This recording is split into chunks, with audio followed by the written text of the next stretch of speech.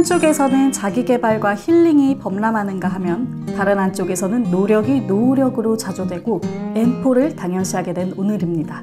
이런 시대에 접하게 되는 일상의 다양한 어려움에 대한 이야기 지금부터 시작할게요. 공백의 책단장. 안녕하세요 여러분, 북튜버 공백입니다.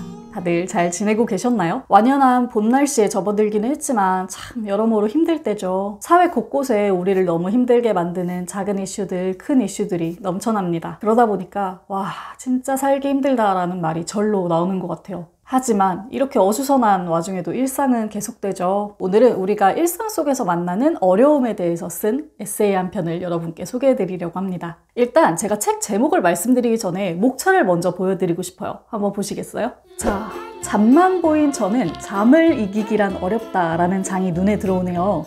또 재수없지 않기란 어렵다, 사랑을 지키기란 어렵다라는 재미있는 제목들도 눈에 들어와요. 또 경기도 끝자락에 사는 저는 서울 밖에서 서울을 오가기란 어렵다는 제목도 정말 사무치게 공감이 되네요.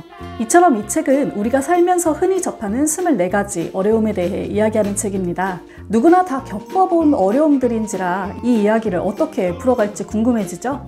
자, 본격적으로 이 책이 어떤 내용을 다루고 있는지 함께 이야기해 볼게요.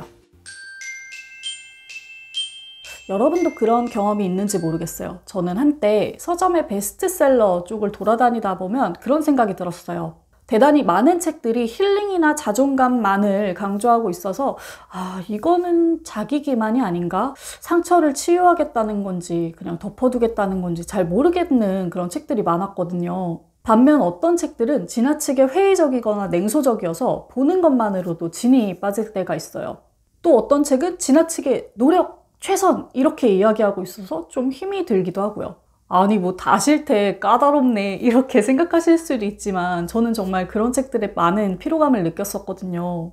그러다 보니까 자꾸 어떤 책에 손이 가냐면 일상을 진솔하게 담아낸 이야기들, 어느 쪽에도 치우치지 않고 가만히 나를 살펴보는 책들, 사회와 개인의 균형을 잃지 않는 그런 책들에 자꾸 눈이 갔어요. 제가 최근에 영상에서 이 책 너무 좋았어요 라고 이야기하는 책들은 모두 그런 류의 책들이었습니다. 오늘 제가 소개해드릴 책도 그런 책들 중 하나입니다. 뭐뭐뭐 하기란 어렵다 라는 테마를 가지고 삶의 어려움을 살펴보는 책. 힐링과 노력 사이에서, 희망과 냉소 사이에서 균형을 잃지 않는 책. 바로 문희철 작가님의 제대로 살기란 어렵다입니다. 이 책은 에세이와 인문의 영역을 슬금슬금 넘나드는 책이기도 하고요. 개인의 경험과 사회의 역할 또한 균형 있게 다루고 있는 책이에요.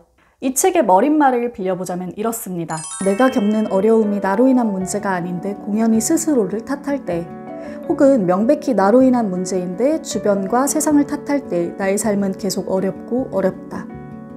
개인의 행복과 불행은 나 자신, 나와 관계하는 것들, 나와 세상으로부터 비롯된다. 제대로 살기 위해서는 우리가 마주한 삶의 어려움들이 무엇인지 마주하고 할 수 있는 최선의 무언가를 해야만 한다. 각자의 자리에서 어려움을 통과하는 이야기, 이런 이야기를 읽는 게 저에게는 큰 즐거움이었습니다. 자, 제가 이 책에서 가장 재미있게 본 장을 하나 소개해 드리려고 해요. 제목이요, 재수없지 않기란 어렵다입니다. 정말 개인적으로는 마음에 쏙 드는 제목이에요. 자, 먼저 재수없음이란 뭘까요? 문희철 작가님은 재수없음을 3가지로 정의합니다. 첫 번째, 예의가 없다. 두 번째, 형식적으로 예의는 지키는데 존중하려는 태도가 보이지 않는다. 세 번째, 불필요한데 자꾸 뭔가를 가르치려 든다. 이 중에서도 미미하고 소극적인 재수없음, 즉 회의적이고 냉소적인 태도에 대해서 이야기하고 있습니다. 자, 재수없음을 종류별로 정의하고 나면 그럼 사람이란 언제 재수없어지는가에 대해서 생각해보는 순서입니다. 보통은 남보다 내가 더 낫다라는 것을 확인하려고 할 때 사람은 재수없어진다라고 이야기하고 있어요.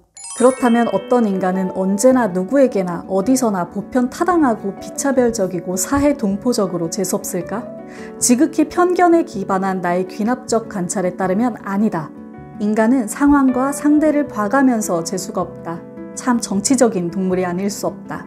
나는 재수없는 이들이 자존감은 낮고 자기애는 강하다고 내 마음대로 판단한다. 재수없는 이들은 누군가를 끊임없이 후려치지 않으면 안 된다. 자신은 더 나은 존재이며 자신은 패배자가 아니라고 계속 확인받아야 한다. 스스로를 존중하지 않으니 남을 깎아내릴 수밖에 없다. 자기를 지켜야 하니까. 자, 비교당하고 비교하는 것은 인간 사회의 필연적인 모습일 텐데 그럼에도 불구하고 우리는 왜 재수 없으면 안 되는 걸까요? 그 이유는 재수 없음의 비용이 정말 대단히 무진장 크기 때문입니다. 재수 없는 행동으로 우위를 차지하려는 행동은 당시로서는 정말 쉬운 선택이지만 시간이 지나고 보면 인간성과 매력, 관계 등을 다 잃어버리는 아주 자기 파괴적인 행동이라는 거죠. 자, 이런 단점에도 불구하고 재수 없지 않기란 정말 어렵습니다. 불쑥불쑥 나오는 이런 재수 없음에 대한 충동을 이기기가 쉽지 않다는 거죠. 이 책을 쓴 문희철 작가님은 이 장의 말미에 이렇게 다짐합니다. 나 스스로에게도 묻는다. 어쩌면 나 되게 재수없는 놈은 아닐까? 이 글은 일종의 자기 다짐이다. 내 나름의 노력이 운과 기회를 만나 성공에 닿더라도 번듯해진 나, 더 가지게 된 내가 부디 많은 이들에게 보다 친절하길, 배려하길, 존중하길, 그리고 많은 사람들이 보다 많은 이들에게 재수없지 않길 바라본다. 아, 재수없지 않기란 어렵다. 오늘도 다짐한다. 재수없음으로 향하는 충동을 이겨내기로. 자, 재수없지 않기란 정말 어려우니 저도 이 책을 보면서 마음을 좀 다잡아 봅니다. 이 책을 쭉 읽다 보면 이게 분명히 타인의 이야기거든요. 살아온 과정, 축적된 경험이 다 다를 수밖에 없어요. 그런데도 이상하게 공감이 가고 그런 공통점을 찾는 게 너무너무 즐겁더라고요. 결국 작가님이 느끼는 어려움, 그리고 제가 느끼는 어려움, 우리 모두가 겪는 어려움이 어느 정도 닮아 있다는 뜻이겠죠. 보편성 안에서 특수성을 찾고 특수성 안에서 보편성을 찾는 것, 그것이 이 책을 보는 즐거움 중에 하나입니다. 자, 제대로 살기란 정말 어렵죠. 그럼에도 불구하고 무언가 할 수밖에 없는 우리라면 좋은 책, 좋은 글, 그리고 좋은 사람에게서 에너지를 얻어보면 어떨까요?